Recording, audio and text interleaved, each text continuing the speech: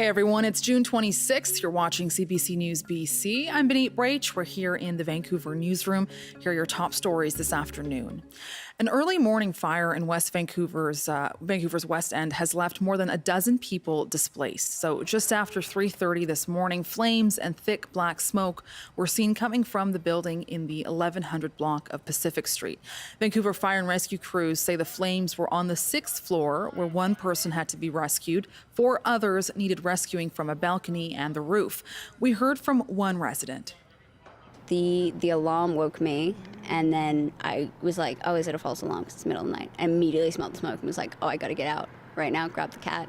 Some people woke up to like the pops and the bangs. Some people woke up to the fire alarm. Immediately, like you could smell the smoke.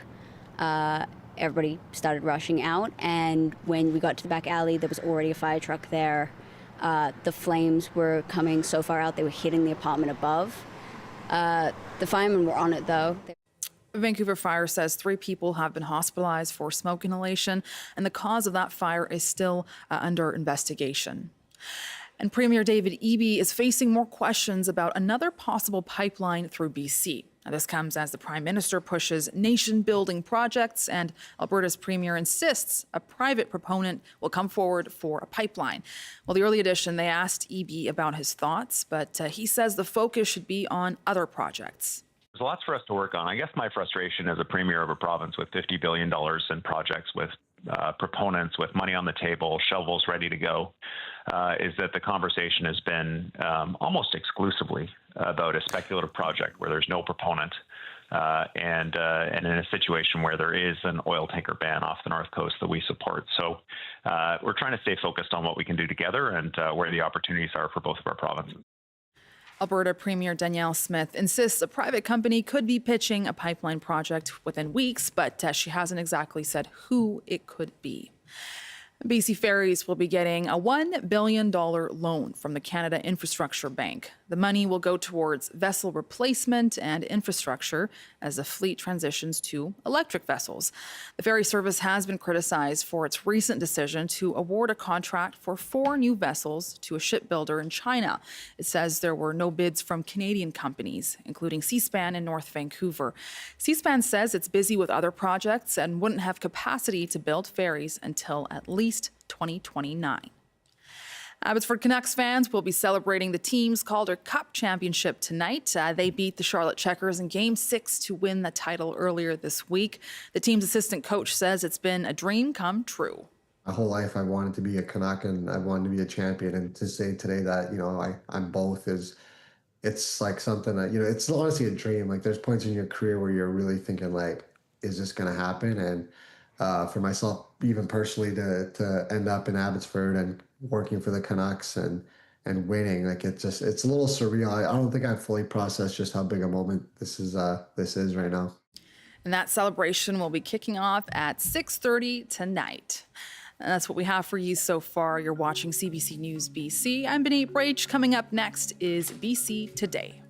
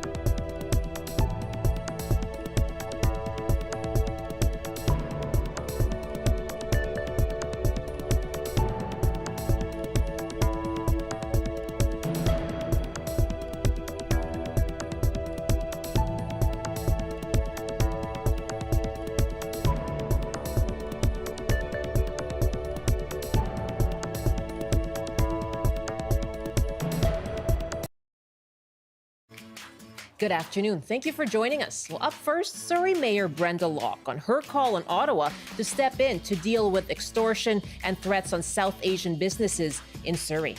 And is David Eby saying no to a new northern pipeline? That remains unclear this week following his comments in the media. We're asking you, what do you think should be BC's position on what Alberta wants to see, which is a new pipeline to Prince Rupert? And Mom, I want to be a Twitch streamer. Yeah, have you heard that before? Is content creation a viable career choice? We'll talk about that at 12:40. I'm Michelle Elliott. Welcome to BC Today.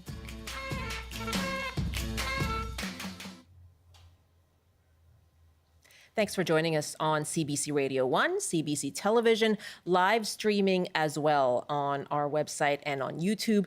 And we are live on TikTok. Thanks for joining us there. And coming up at 1:30 this afternoon, Public Safety Minister and Solicitor General David Eby will make an announcement about what the province is calling action to address extortion threats against the South Asian community. He'll be joined by the Executive Director of Crime Stoppers in BC. We'll bring that to you live on our website, cbc.ca/BC, as well as the CBC BC channel on your GEM streaming service. So that's coming up at 1:30.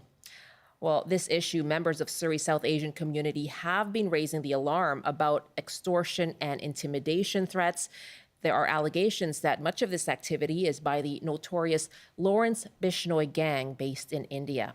Surrey Mayor Brenda Locke is now joining the province in calling on the federal government to step in. And Mayor Brenda Locke joins me now. Good afternoon, Mayor. Thanks for being with us. Thank you for having me. Good afternoon. What exactly are you hearing from community members about what's happening and why they're being targeted? You know, first of all, I have to say these are Canadians. These are our neighbors. And so they are frightened. They are concerned. They don't know why they're being targeted, except that, you know, they're probably financially doing well. So this really is this is an economic issue. This is very much targeting people that are doing well in our community, and they are very frightened. I'll get to what you're calling for from the federal government in a moment, but I mentioned that David Eby, the public safety minister, is speaking to this in about an hour and a half from now. What are you hoping to hear? Well, I'm hoping to hear that the provincial government is going to talk directly with the federal minister of public safety in Ottawa and come up with a way of not only making these gangs, making them criminal organizations in Canada, and but not only that, we need to have a national dashboard so that there is real-time responses between us in Surrey and what's going on in Brampton, what's going on at Edmonton, that there's real communication in real time. Right now, that is not the case. I know that everybody's working hard to build that, but it's not happening fast enough. And certainly, we know Surrey is the epicenter. And so what you're calling for from Ottawa is to have the Lawrence Bishnoi gang or any other gang, any other group alleged to have been involved in these extortion and threats as a terror organization under Canadian law. What difference would that make? Well, it makes some difference. It doesn't make, it's not a complete change. It doesn't solve anything, but it does give police a tool. It gives a tool to seize assets for sure.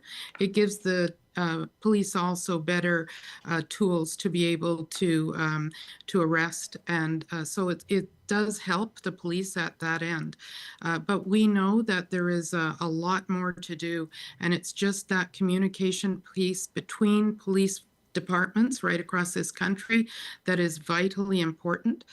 So we need that dashboard. We also need to see that the victims of crime, the victims of these extortions are being communicated with regularly, that they have all kinds of supports around them. And that's also something that I'm very concerned about, because they're not getting that kind of support right now. And we need to make sure that we're protecting our residents. Now, this is not new. It's been ongoing for a couple of years now. In fact, January of last year, you wrote a letter along with the mayor of Brampton to then Public Safety Minister Dominic LeBlanc to step in, to do something even then.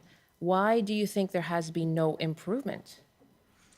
You know, there was a bit of a time frame when we didn't see the extortions for the last maybe 9 months, but they have certainly ramped up again. And we know there is very many. We know there are 12 that the police are dealing with in Surrey alone today. But that's only part of it, because the majority of people are not disclosing. They're not phoning the police. They're not, they're paying in many cases. And that is why these criminals are continuing to do their work, because they know they can extort money from people out of pure fear. And we have to ask ourselves, as leaders, we have to ask ourselves, why are people so fearful of going to the police? And why is That's that? a big concern. Well, I think they just feel they're not, they're so frightened. I know members of our city that are moving their family members out of this province and even out of this country. They are that fearful of what's going on. So it's really something that I think we all have to take a real hard look at and ask, how are we not protecting Canadian residents? We spoke on CBC with Richmond Councillor Kash Heed, who is a former BC Solicitor General, and he argued that if you do something like designate the Lawrence Bishnoi gang as a terrorist organization, you're simply giving them a higher profile and perhaps instilling more fear in victims in the community. Would that not send the message that this is a group to be feared and to be afraid of? Well, I think people are already afraid of them. I think, to be frank, that ship has sailed. It's not just Lawrence Bishnoi. It's Lawrence Bishnoi. It's Jeevan Foji. There are a number of groups that are predators that are going after innocent Canadian people, and we need to make sure that we try everything we can and give the police every tool that we can to designate these people as criminals. Now, I'm not telling you that that's going to make all the difference in the world, because I don't believe it will, but it will make some difference. It will be a tool that the police can at least use. And so I think for that, it's worth it. It's worth it to give some kind of relief. When it comes to, I want to ask you how optimistic you are about a response from Ottawa. Indian Prime Minister Narendra Modi was invited to the G7 summit in Kananaskis, Alberta. Prime Minister Mark Carney received some backlash for that. RCMP have alleged that the Bishnoi gang has acted as a proxy for the Indian government, and we didn't hear any addressing of the issue of extortion or public safety by Carney or Modi publicly, but are you hoping that this came up behind closed doors? How optimistic are you that this will be a priority for the federal government? Well, I know that it is behind closed doors. There is many people talking to the Prime Minister, to the federal minister, to the federal minister responsible, the Minister of Public Safety. And I'm talking to all of the members, all of the MPs in Surrey. I'm talking to them on a regular basis to make sure they're up to speed. And they're also returning those calls to me because they're concerned too about their residents. So there's a lot of dialogue internally. We are all working very hard. I'm certainly talking to MP Surrey and MP Dhaliwal on a regular basis. In fact, I just talked to them today. I think that there's another aspect of this, though, that people aren't talking about, and that is the amount of social media that these criminal groups are using, and they are striking fear into the public just because of the brazen amount of social media that they're using, the language that they're using in that social media. We in Surrey, of course, 2 weeks ago had a public meeting about this, and we heard some very aggressive talk from people that are being extorted, some that are, they are really almost to the point of wanting to act like vigilantes. We need to be cautious of that. The police have to be very concerned about that. Certainly, I know I am. Are you concerned about vigilantism in your community? Absolutely. Absolutely, I am. We heard it. We heard it loud and clear from members of the public. I also hear from members of the public they're too afraid to raise their voice, and that's a part of this that is absolutely concerning to me. People that are coming to me instead of going to the police. So I think it's really crucial that there is some kind of a line, a hotline, if you will, that is going to be in real time, that is going to be involving everybody from Peel Region to the RCMPE division here in Surrey and all those programs in between, and making sure that our residents are safe. But the important part is that all of these police departments are getting the information in real time, that they're making sure that everybody has the information as it happens, not waiting a day or two or three or over the weekend. It needs to be in real time. Mayor Brenda Locke, thank you so much for joining us. Appreciate it. Thank you. That is Surrey Mayor Brenda Locke. And yes, coming up at 1:30, a Public Safety Minister and Solicitor General David Eby will speak to what he says is action to address extortion threats against the South Asian community. We'll carry that for you live on the CBC-BC channel, on GEM, and on cbc.ca/BC. It's 12:17. On international news now, Canada, as you heard, is ramping up defense spending to 5% of GDP within the decade, and that's to meet new targets from NATO. We asked for your thoughts on this yesterday on the show, and here are some more of your emails. Angela writes from Burnaby, certainly the threats feel much greater since Trump got elected, but let's take a step back and think about the most imminent threat to everyone on the planet, and that's climate change. Scientists are saying is propelling both local and global changes faster than they predicted. We need to put wartime resources into that, and it may have some interesting results besides saving our planet.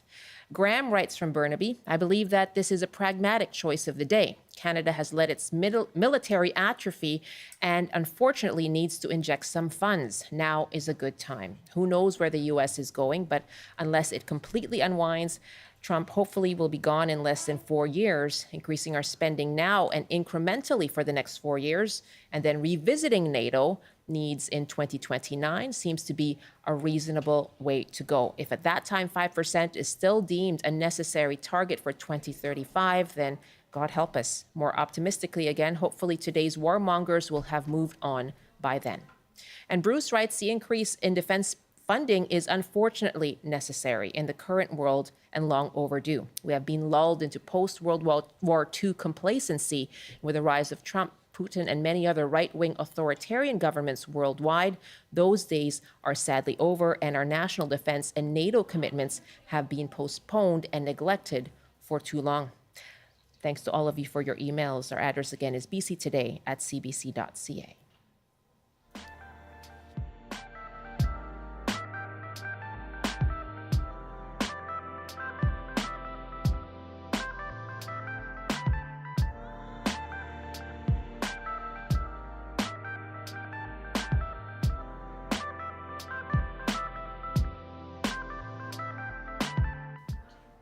Well, Alberta Premier Danielle Smith continues to bring talk of bitumen pipelines to the fore, saying a proposal to build a pipeline transporting oil from Alberta to BC's north coast could be just weeks away.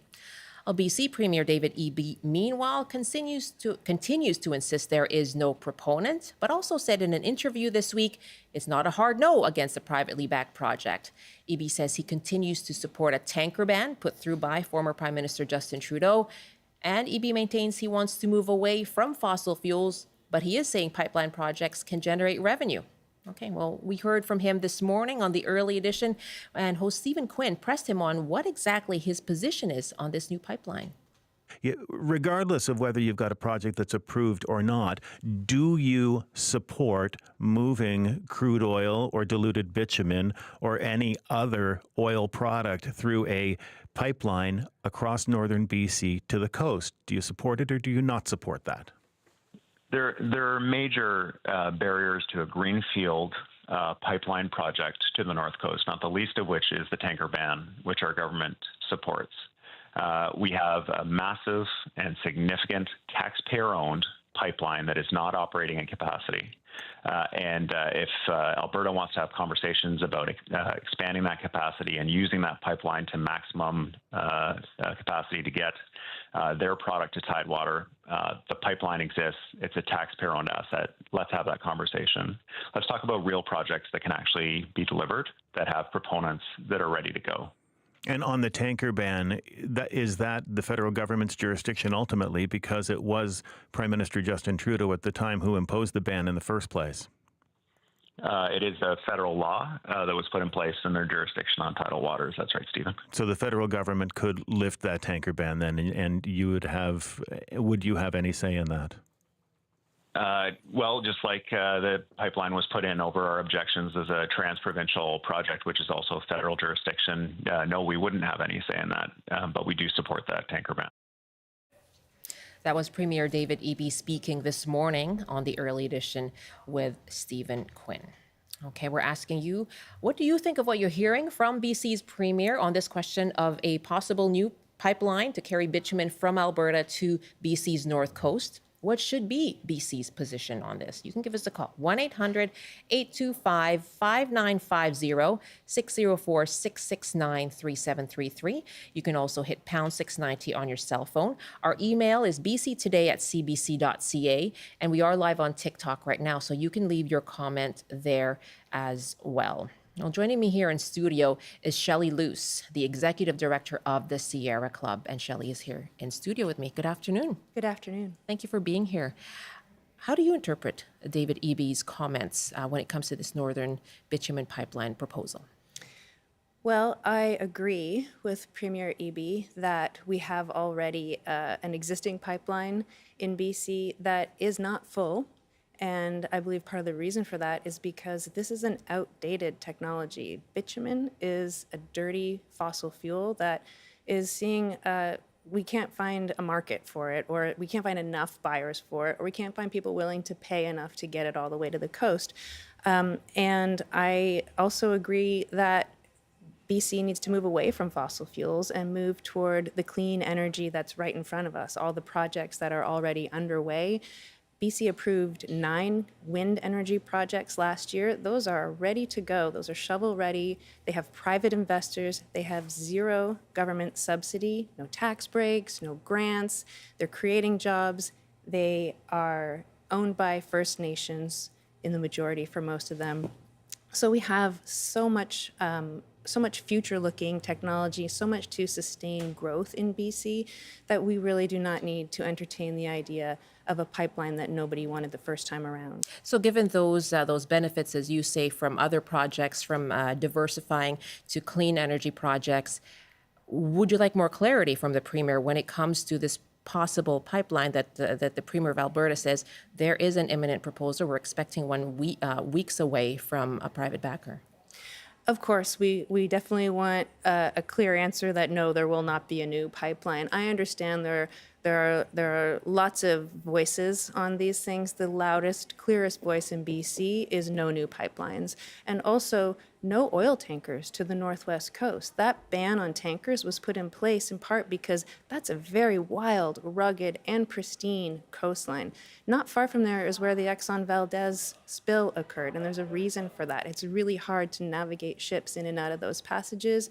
The First Nations who have stewarded those lands and waters since time immemorial, for the most part, did not want to see tankers coming onto our North Coast, into our North Coast ports. So it's extremely important that we protect the biodiversity and the life that thrives there now. And we can't have a pipeline through the Northwest and Northwest Pipeline without tankers coming there, and that's just not on the table. And the Premier did say his government continues to support that ban. Absolutely. But given what we're hearing from the Prime Minister, Mark Carney, and this push for making Canada an energy superpower and revitalizing the economy, and given what Alberta is demanding from Ottawa, are you concerned that that ban could be lifted?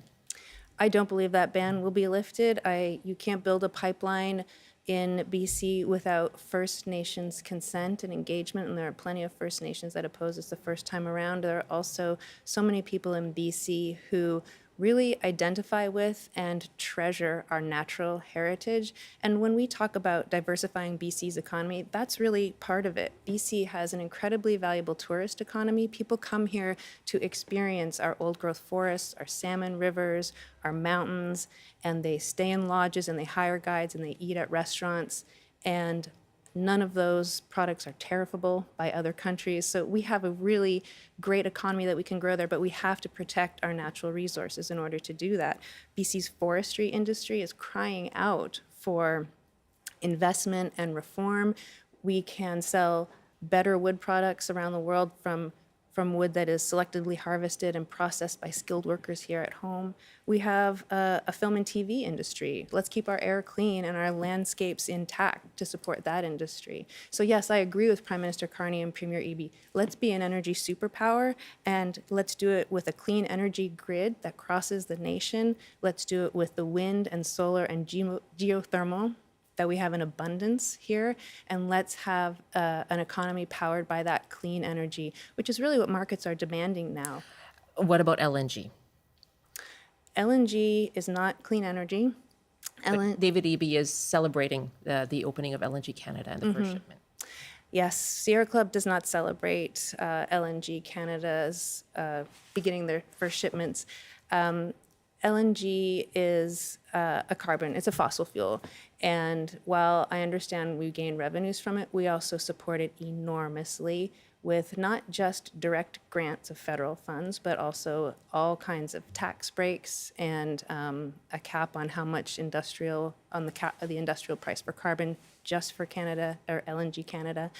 And we also are, if we burn fossil fuels anywhere in the world, we contribute to the global warming that's causing things like massive fires right here, wildfires here in Canada, deadly heat domes, things that have caused incredible loss and suffering for our relatives, our sisters and brothers here in Canada. So if we burn LNG anywhere on the planet, we're contributing to those problems here at home, which make our home prices higher, our insurance higher, our food costs higher. We are banking on a worse future if we do that. So I agree with the Premier when he said this morning that BC needs to move away from fossil fuels.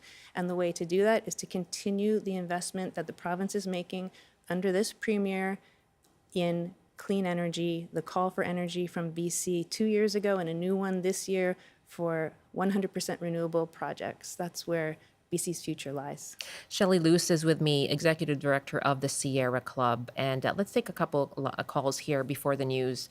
Chris is on the line in Victoria. Hi, Chris. What do you make of what you're hearing from Premier David Eby on this possible northern pipeline?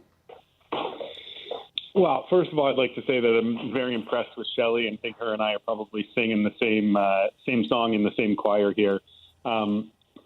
I would agree with David Eby's perspective that I don't think we should be partnering with Alberta or anyone with regards to expanding and creating new pipelines through British Columbia. I think supporting new oil and gas projects reflects a historic and problematic mindset for energy infrastructure. And in British Columbia and in Canada and across the whole world, we need to be focused on moving away from dirty fossil fuels and towards forward-thinking energy infrastructure like projects that will align more closely with environmental sustainability, reducing climate change, transitioning away from oil and gas. And I don't know how much harder the planet needs to slap us in the face before we can start to figure out that this is, we need to make some major changes. We need to make them now, not 10 years from now, not 15 years from now. Yeah, quite the image you evoke there, Chris. Thank you very much. And Shelley, you mentioned the heat dome. We have an email from Trudy who writes, I find this astonishing, this recent talk of more pipelines. I still haven't forgotten the 2021 heat dome. It prompted me to scrap my fossil fuel burning SUV and get a small ZEV. Okay, thank you very much for that, Trudy. And let's take one more call here before the news update. And Warren is in Seychelles. Hi, Warren. What are your thoughts on this talk of a potential new pipeline through the north? Well, I think that they have to have a good conversation with the First Nations up there before they do anything. But I would also say that the phased approach that was proposed about 4 or 5 years ago would actually be the one I would actually consider to be the most on point. I think that at some particular point in time, it's going to take time to do everything. And when you have a look at hydro can't supply enough to fuel all the EVs and meet the power grid requirements that we currently have. So the original phased-in approach is something that I would that I think is actually on point. So it could happen. You could see throwing support behind it. I could see it actually happening for short term, but if you're going to ban something or to turn around and say something should be cut off completely, the first conversation of that phased-in approach was coal. Shut down Point Roberts and be done with it. But because burning thermal coal is the number one cause of most of the greenhouse effects that are happening in the world, and nobody's going to argue about it. Put a tariff on energy then, if that's what you really want to talk about. The U.S. is number 2, China's number 1, India's catching up fast. If you want to generate negative feedback that's going to cause that to happen, that's the way I would do it. Okay. Warren, thank you so much for the call and weighing in on this. We have a comment on our TikTok Live. Canadian goalie writes, build it. Meanwhile, Super Scorpio writes, absolutely support that ban. Okay, thanks for joining us on our TikTok Live. We are talking about this idea that has been put forward by the Premier of Alberta, Danielle Smith, talking about a new bitumen pipeline from Alberta that would carry bitumen through to BC's coast, the North Coast. And David Eby's comments around that. He's been speaking to media this week. So we're asking you, what do you make of what you're hearing from the Premier on that idea? And what should be BC's stance right now on that proposal? The Premier of Alberta says there is a potential backer, private backer within weeks. So we'll take some more of your calls on that. My guest is the Executive Director of the Sierra Club, Shelley Luce, with me here in studio. We'll take more of your calls coming up right after the CBC News Update with Rob Zimmerman. Good afternoon. Vancouver police say a child who was hospitalized after the Lapu Lapu Day Street Festival attack has been released from hospital and is now recovering at home. But they say 6 victims remain in the hospital 2 months after the incident. Police say they can't provide private medical information about the victims. The suspect in the attack is expected back in court next month. 3 people were treated in hospital for smoke inhalation, and several people have been displaced after a fire this morning in a West End apartment building. Crews rescued several people, including some who were on a balcony. There is extensive smoke and water damage to the building. There is still no word on a cause. And BC Ferries will be getting a $1 billion loan from the Canada Infrastructure Bank. The money will go towards vessel replacement and infrastructure as the fleet transitions to electric vessels. News of the loan comes after widespread criticism that a Chinese shipyard will build the 4 new ferries. And now the forecast on the North Coast. A chance of showers this afternoon with a high of 13. Highs up to 23 with some sunshine and a chance of showers in the Peace. In the central interior, including Prince George, a chance of showers as well. You could see some thunderstorms with a high of 21. A chance of showers and thunderstorms in the Kootenays with highs from 17 to 25. In the southern interior, including Kelowna, a high of 23 with a mix of sun and cloud. And for Metro Vancouver, Greater Victoria, and the Fraser Valley, showers this afternoon with highs from 14 to 18. That's your CBC News Update from Vancouver. Thanks so much, Rob. That is Rob Zimmerman in the CBC Vancouver newsroom. Welcome back. You're with BC Today here on CBC. I'm Michelle Elliott. Thanks for being with us. And we're asking you, what do you think of what you're hearing from BC Premier David Eby on this idea, continued talk of a potential bitumen pipeline through the north from Alberta to BC's north coast? It is something that Alberta's Premier continues to talk about, now saying that there is an imminent private proposal to come within weeks. And David Eby saying he'd rather talk about what the projects that are already in existence or already have shovels in the ground. And he says he's frustrated by the focus on that potential pipeline. So we're asking you what you think of what you're hearing from the Premier and what should be BC's position on this. Our numbers are 1-800-825-5950, 604-669-3733. You can hit pound 690 on your cell phone. Our email is bctoday@cbc.ca, and you can comment on our TikTok live as well. We have an email from Douglas who writes, BC NDP's new pipeline position is wishy-washy, like the sound that an oil spill would make on our coastal shoreline.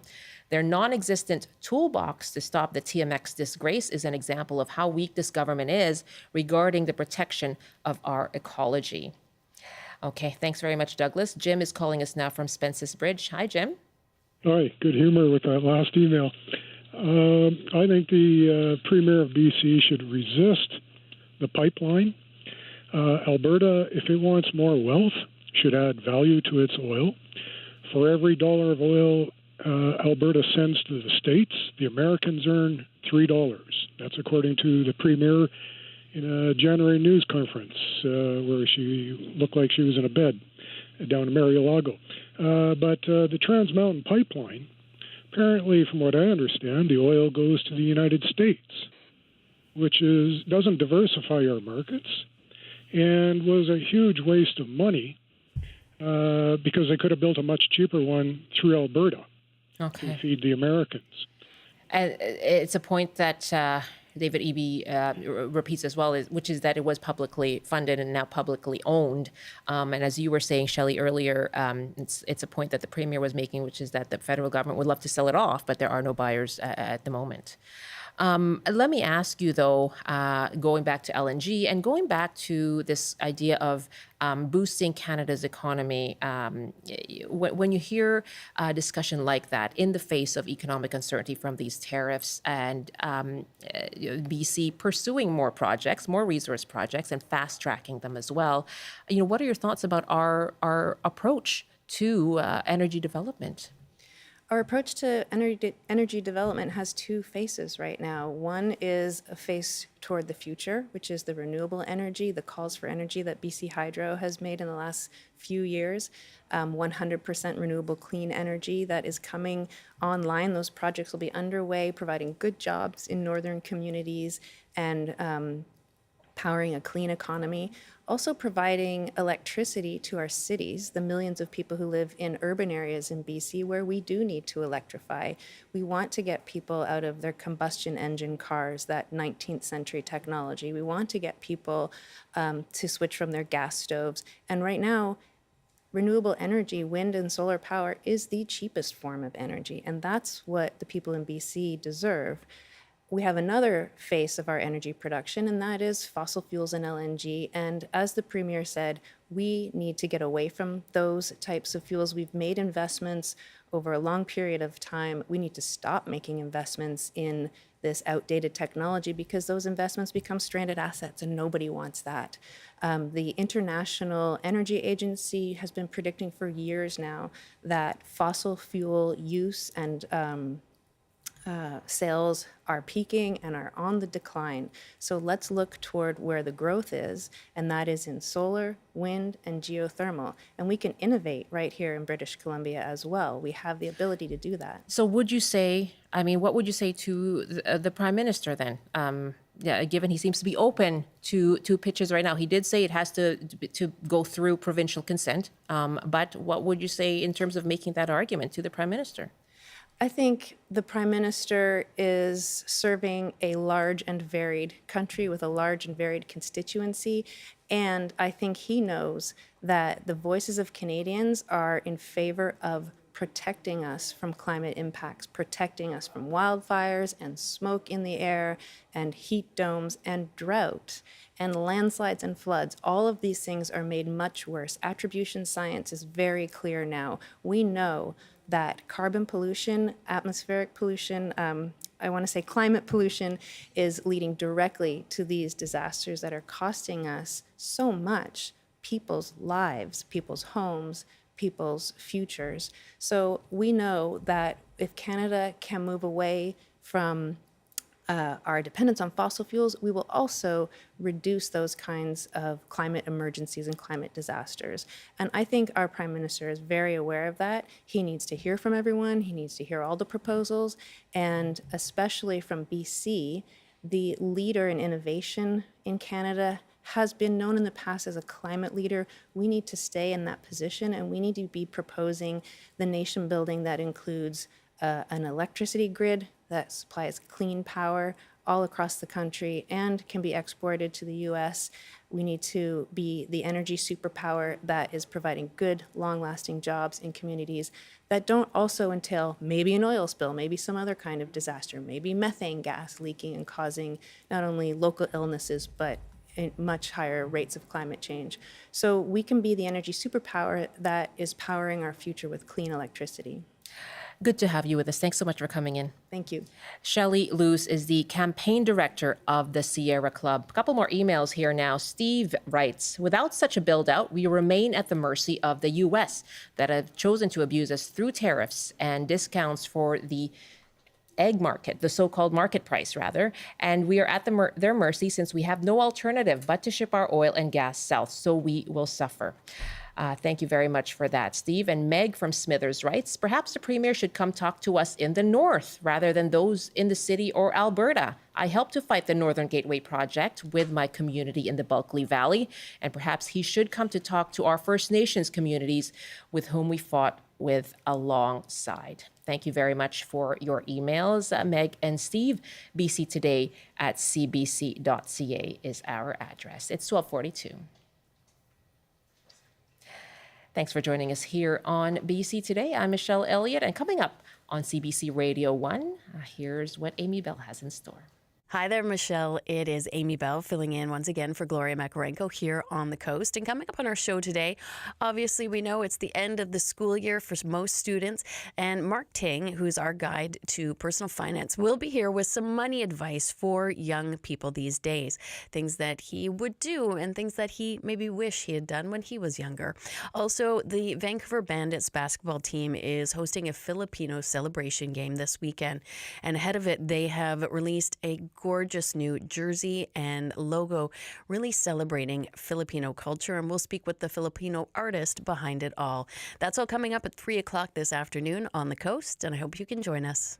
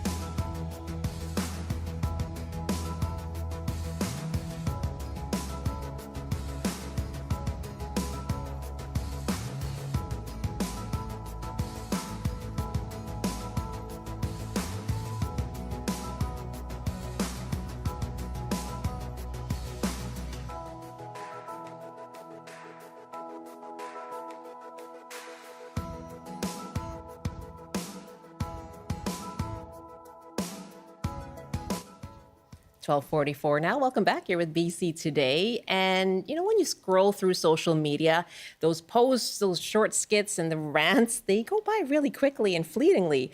But for the content creators, it's a hustle. And it makes use of important creative as well as entrepreneurial skills. So for many, it is actually a career, and one that young people who are graduating now may even be considering. I want to know if you've heard from your kids. I want to be a Twitch streamer, Mom. I want to hear from you. What do you think of content creation as a career path? Do you have a child who's expressed interest? And is there a local favorite that you want to shout out to as well? 1-800-825-5950, 604-669-3733. You can email us at bctoday@cbc.ca. You can comment on our TikTok live as well. And joining me now is Sam Levin, whom you might know as OMG Hey Sam. a full-time Vancouver content creator, and she shows us how fun and vibrant our city and our province and our country are. Hello there, Sam. Hi, Michelle. Thank you for having me. Thank you very much for being here. I've got your page up on my Instagram right now. A lot of nice-looking matcha lattes and wraps. How did you get into this? Because you were a teacher. I was. Yeah. So my story actually starts about 5 years ago in 2020 when TikTok was becoming a huge thing. It was during COVID. And I actually created TikToks about being a teacher and my life as a teacher. And so I had lots of fun. It was a creative outlet. And then when I decided to leave teaching, that TikTok actually got me or helped get me a job at a technology company working in social media. Wow. Hold on. So you were posting TikToks about being a teacher when there were no classes going on? There were classes online. So that's when I started. And then we actually did transition back into the classroom. Okay. So I was talking about my morning routines, things like that. And then I was working for a technology company, and I really missed being creative for myself. So I started posting about where I was going on the weekend, my matcha lattes, as you said, and just having fun. And now it is my full-time job. Wow. How did it become your full-time job? So a couple months after I started posting, I got laid off my full-time job, which is a story that I think a lot of us probably have heard before. Absolutely. And then I decided, at that point, there was some momentum, there was growth. I was chatting with some brands at that point, and I was like, you know what, this is what makes me truly happy, and I'm going to dive into it, and we're going to make it my full-time thing. Oh my goodness. How scary was that? It was scary, but I also felt just so sure. Like it just felt right. It was something that I loved doing so much, and I had incredible support from my family, my friends, my fiance, everyone was rooting for me, and it felt like a no-brainer. Well, how do you go from doing it for fun to actually making it a lucrative investment for yourself as a business person? Yeah, absolutely. Well, exactly that. You have to really see it as a business.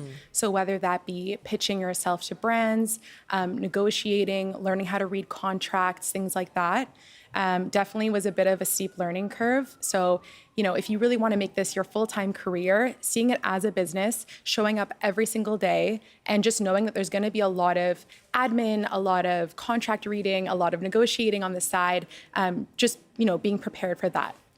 And there's a lot of legwork, absolutely, behind the scenes. How did you become apprised of all of that? How did you learn, how to read a contract, how to negotiate for yourself?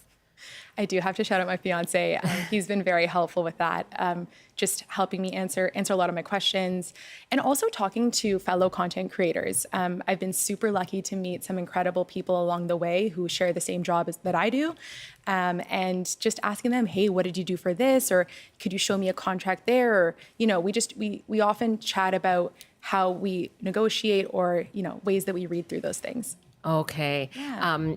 Was there a point when you said this is just not going to happen? No. Really? Yeah. So does that mean, when you reached out to brands, they were on board straight away? You know what? Not at all. I would say 9 times out of 10, I didn't get a response. Wow. But you know what? I worked really, really hard. I constantly put out content. I was posting every single day, and slowly but surely it was becoming more of an inbound thing. Right. And Yeah. that's a big part of it, isn't it? Is the frequency with which you post content. Absolutely. Yeah. Absolutely. How do you deal with that? Because I imagine that's a lot of pressure. It is so much fun for me that it feels so natural and just like a part of my day.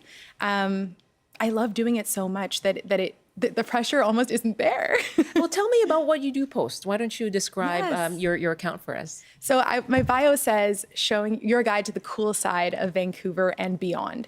So I love to show local businesses, hidden gems, cool, restaurants and coffee shops and boutiques. And then I like to show neighborhood itineraries where you could go on the weekend. And also I've started to expand to other cities in Canada. So I recently went to Nova Scotia. I know that's a province, but Nova Scotia, and I went to Halifax and, worked with the tourism there to create content for them as well. So. Okay, I imagine that's a big part of it. The restaurants and businesses rely on word of mouth, and that kind of has turned into social media, hasn't it? Absolutely. I think people, they trust other people, right? So if you post about a restaurant and you're showing your praise for it, then who knows, there might be a line out the door. So, Sam, what do I do? I haven't heard this myself, but I know that this is a conversation many parents have. What do parents do if their kid in middle school or in high school says, I want to become a YouTuber. I want to have an account on TikTok. I want to be a content creator. You know what? I can understand. There's a lot of unknown, and it's quite a new career. I would say support them. Anyone can be a content creator these days. It is totally doable, and I think supporting them in their creative endeavors is the best way to go about it. Yeah, sure. Probably in anything would be Yes. absolutely the best. Yeah. Sam Levin is with me, Vancouver content creator. You can find her on Instagram at OMGHeySam. And we're asking you, what are your thoughts about content creation as a feasible career choice? Is it something you're pursuing, and is it working out for you? Are you struggling right now? What about your kids? Have they talked about pursuing a career as a content creator? And what are your thoughts about that? 1-800-825-5950, 604-669-3733. You can also hit pound 690 on your cell phone. Our email is bctoday@cbc.ca. And our TikTok is, we're on live on TikTok right now as well. And if you want to shout out your favorite content creator, local content creator who determines what you do on the weekend, which is what I certainly look to, you can let us know as well. Just comment on any of those platforms.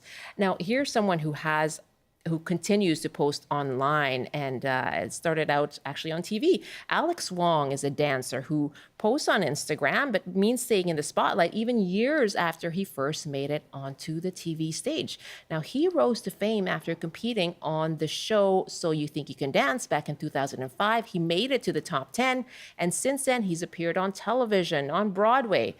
Earlier this year, I spoke with Alex, and I asked him what impact posting on social media has had on his career. I almost consider social media like a separate entity. Kind of odd because I kind of feel like it helps feel everything in a circle. Like, especially with younger kids that may have not watched So You Think You Can Dance, like they often know me from social media. A lot of people actually know me from social media. And it's kind of odd to think that, because I think social media is this like main platform where a lot of people just consume their entertainment, not necessarily even on TV. They watch social media. And so it's become this main source of entertainment.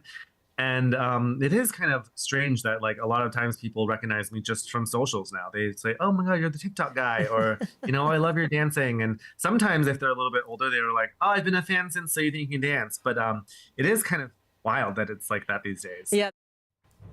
That is Alex Wong. He made it to the top 10 of So You Think You Can Dance on television in 2005, and he continues to post now, along with his career as a dancer on TV and on Broadway as well. We have an email from Frederick. I'm a Vancouver creator focusing on orcas, and I do have a full-time job outside. I'm thrilled to be connecting people in BC to our local orcas and have many things in the works to further make that happen. I do content, zines, tours, and live events to make this happen. And one of these is a Free Willy experience happening July 20th at the Hollywood Theater in Kits. Would be so happy to talk more. There you go. Just like a content creator, right? Reaching out and trying to publicize what they're doing. And how much of that is of the hustle is getting the word out there about what you're doing? Yeah, I mean, the great thing about it is that the platforms themselves are my marketing. Yeah, that's true. So just, I love sharing also about local events happening. And so maybe I should chat with our friend. The Hollywood Theater, the place to be. So Sam Levin is with me, by the way, a full-time Vancouver content creator. As Federico said there, he has a full-time job outside. How do you make that transition? What do you have to say to someone who may be considering it and is a little hesitant, perhaps? Yeah, I mean, I think it's obviously important to make sure that financially you feel secure before you take that leap. Obviously, as I said earlier, in my case, I was let go from my full-time job, so it was kind of a decision that was made for me. Yeah. But just being sure that you feel secure financially and otherwise, yeah. And part, I'm sorry to jump in. How do you, because there's so much content. There's no shortage of content. How do you make sure you stand out? I feel like it's all about, and I know this is going to sound so cliche, but it's about being yourself. Every time I post content, it's very colorful, it's very vibrant, it's very me. And, my goal is that whenever a video comes up for someone, they'll say, oh yeah, that's Sam's video, without even knowing that it's mine. You know what I'm saying? So just making sure that when my videos come up, they look similar to other ones that I've already posted. Yeah. We have an email here. This is a really good point. Michael writes, what about the downsides? Body image issues, negative comments affecting negative well-being. I constantly question my children being exposed to this negativity of social media. Yeah. What about that? Yeah, that definitely exists. I would say, making sure that you chat about it with your family and friends. How do you deal with it? You know what? I that's exactly what I do. I talk to my family and friends. I speak to a therapist. It's definitely out there. And it's also just worth it to try to think about it as, these are people behind a screen and maybe they're going through something. And it's hard, but try not to take it personally. Yeah, I imagine that's something that perhaps maybe needs to be looked at. What do you think about the platforms themselves, potentially looking at that? Yeah, absolutely. Yeah. Absolutely. That's definitely something that should be looked into. Yeah, I appreciate you sharing how you deal with it. I'm sure that's not easy at all. Scoomers posted on TikTok, check out Heliox, where evidence meets empathy. It is a podcast from the Sunshine Coast. Yeah, there's podcasting as well. And now you can watch podcasts on YouTube, which I kind of love because... or awesome. Instagram, or anywhere. One final thought from you, piece of advice from people who follow you or who might want to do the same thing. Yeah, I think my biggest piece of advice, as I said before, was thinking of this as a business, making sure that you're pitching yourself, you're putting yourself out there, maybe reaching out to other content creators, and trying to meet up with them for coffee, asking them questions.